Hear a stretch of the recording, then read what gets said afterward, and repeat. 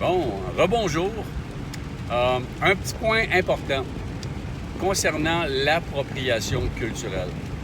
J'ai déjà parlé de la différence entre appropriation culturelle qui est néfaste, puis la réappropriation culturelle qui est salvatrice et nécessaire pour notre culture canadienne-française d'ascendance autochtone du Québec.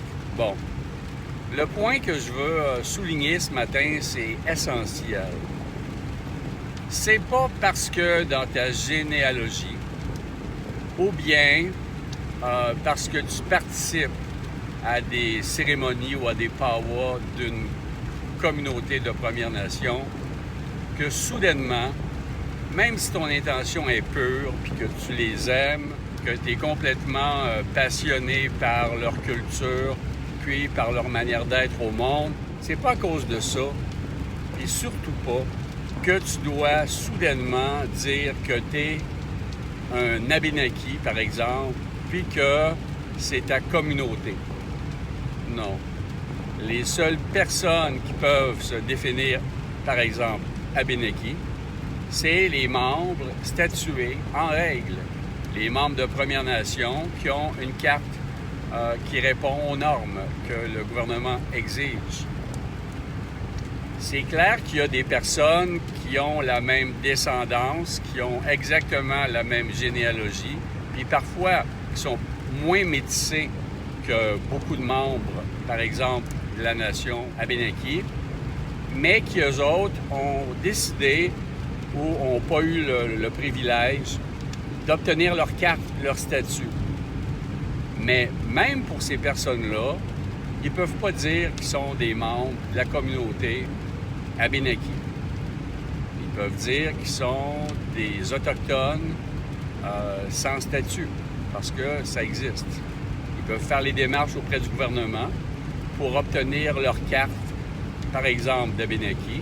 Puis s'ils répondent aux critères, ben ils vont pouvoir dire qu'ils sont des membres Abénaki.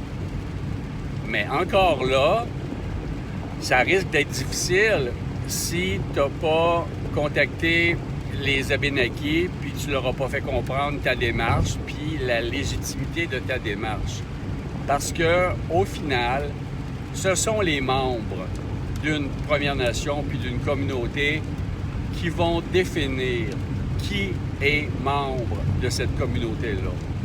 Ça ne peut pas être imposé de l'extérieur, même légalement. Donc, si tu deviens un Abénaki avec ta carte de statut, puis que tu veux participer à la vie de cette communauté-là, ben, tu as avantage à tirer les coudes avec eux autres, puis à montrer que tu es une personne de confiance, puis que tu prends ta place, puis que tu écoutes les anciens. Donc, ça s'applique pour toutes les communautés de Premières Nations du Québec.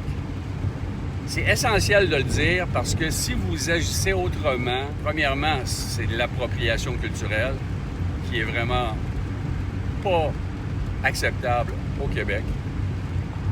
Puis deuxièmement, ben vous mettez de l'huile sur le feu, puis vous rendez la situation des personnes qui veulent avoir une reconnaissance de leur statut de métis en processus de reconnaissance, ou plus spécifiquement de Canadiens puis de Canadiennes françaises d'ascendance autochtone du Québec, ben un peu impossible. Parce que les Premières Nations ne sont pas déjà ouvertes à notre reconnaissance. Il y a des personnes qui passent leur vie, on dirait, à dénigrer les membres de la culture canadienne-française d'ascendance autochtone qui vont sur la place publique. Mais il faut dire que là-dedans, il y a beaucoup de maladresse de la part des métis en processus de reconnaissance, puis que ça ouvre la porte à des commentaires haineux, à des posts qui sont dégradants. Ça excuse vraiment pas les comportements des membres des Premières Nations qui devraient faire la preuve qu'ils sont dignes, puis que, bon, il y a de l'appropriation culturelle, on peut le souligner, point final. Mais il y en a qui sont partis en guerre, puis que leur seul but dans l'existence, c'est de faire chier les autres. Bon, C'est pas parce que tu es membre d'une Première Nation que ton niveau est plus élevé que le reste du monde. Le mythe du bon sauvage, moi, j'y crois pas tellement. Parce que si on se réfère à l'histoire, les membres des Premières Nations étaient déjà des commerçants. Puis ils commerçaient à la grandeur du territoire, puis même avec les États-Unis. Puis quand, les Français, les Hollandais sont arrivés, puis les Anglais, mais surtout les Hollandais, puis les Français, à l'époque glorieuse des pelleteries, ils ont vu la possibilité là de faire beaucoup. Donc, d'avoir du coton, d'avoir des outils, d'avoir des mousquets, peu importe. Puis, ils ont délaissé la culture traditionnelle pour accumuler ces denrées-là ou bien ces artefacts-là. C'est compréhensible parce que c'était nouveau, il n'y en avait pas. Mais ils ont délaissé leur activité traditionnelle, puis ils ont même été jusqu'à faire des génocides.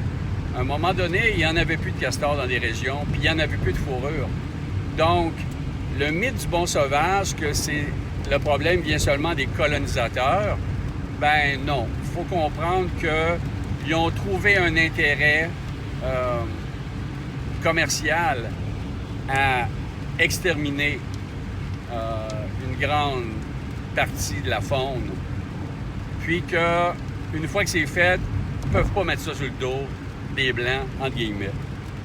Donc, le mythe du bon sauvage, c'est peut-être pas si vrai que ça.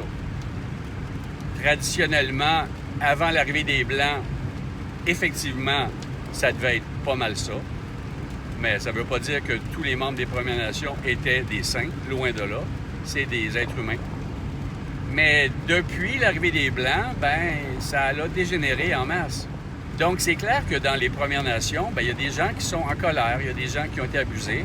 Puis leur manière d'exorciser ça, c'est de partir en guerre contre les Blancs, puis particulièrement les gens qui s'identifient à leur nation sans en être membre. Ça, c'est compréhensible. Puis, malheureusement aussi, aux gens qui sont légitimes de revendiquer une culture distincte, métissée, d'ascendance autochtone du Québec. Donc, si vous ne faites pas attention, vous mettez de l'huile sur le feu, comme je l'ai dit, puis en plus, vous ne faites pas honneur. Si vous vous prêtez en plus au jeu de répondre à des commentaires haineux en étant vous-même plus haineux, vous allez faire la démonstration simplement que vous avez tendance à vouloir être raciste. Puis là, ils vont gagner. Ils vont dire, regarde les racistes, regarde les extrémistes. Mais c'est eux autres qui vont vous avoir craqué. Mais c'est leur game à bien du monde. T'sais. Ils vont vous craquer pour que vous pétiez votre coche. Donc, fermez votre gueule là-dessus. Regardez-les de loin. Bloquez-les. Quittez ces gens-là. Puis, au besoin, vous pouvez les dénoncer sur Facebook. Puis de mentionner ce que vous avez connu comme ségrégation ou comme propos haineux, mais simplement pour vous ouvrir le cœur, puis de faire comprendre aux autres que ça existe, mais de faire ce cours, parce qu'on ne partira pas en guerre contre des individus, on va le mentionner éventuellement. Si ça devient trop grave, on peut faire des recours légaux. On peut accumuler des posts haineux, puis on peut porter une plainte à la SQ pour propos haineux à notre égard. Vous avez ces recours-là aussi. C'est pas seulement les Premières Nations qui ont des recours à cet égard-là, parce que même si le courant woke dit que les Blancs subissent pas de racisme parce que c'est seulement les minorités qui en subissent, dans les faits, vous avez le droit à la dignité. Puis vous avez, c'est pas acceptable que vous soyez traité de manière haineuse puis dégradante. Mais il faut que vous preniez sous vous autres, puis que vous soyez noble, que vous démontriez que vous êtes plus haut que ça. Puis en agissant de la sorte, vous allez remonter peut-être le discours par en haut, puis les gens qui sont malveillants, ils vont se retrouver tout seuls, puis ils vont avoir l'air de ce qu'ils sont, c'est-à-dire des caves. puis vous autres, ben, vous allez passer ailleurs. OK. Ceci étant dit, ben, je vous souhaite un excellent matin. Puis faites attention à ne pas faire d'appropriation culturelle, mais comme c'est souhaitable, de faire de la réappropriation culturelle. Si vous ne savez pas faire la différence, ben contactez-nous par notre groupe Facebook.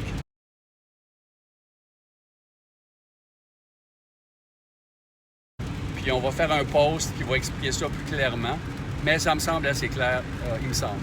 OK? Bonne journée. Salut.